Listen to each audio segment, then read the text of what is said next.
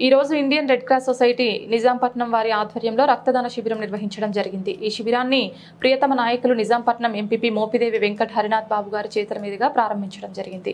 ఈ కార్యక్రమానికి బాపట్ల జిల్లా red cross vice chairman doctor Vasantham Veeraraghavaiah గారు, సభ్యులు కరీముల్లా గారు, ప్రభాకర్ గారు, Nizampatnam red cross chairman K Gowrishankar, joint secretary D Basavaraju మొదలగు వారు పాల్గొనడం జరిగింది.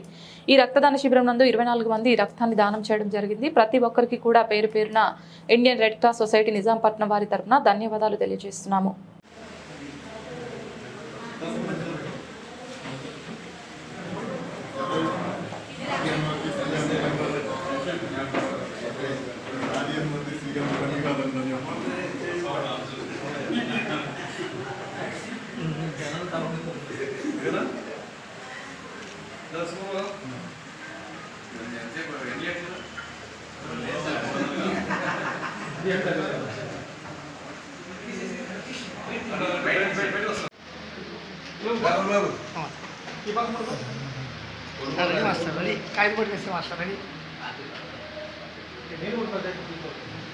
పడుతుంది మాస్టర్ నెక్స్ట్ పడుతుంది కాగితం మాస్టర్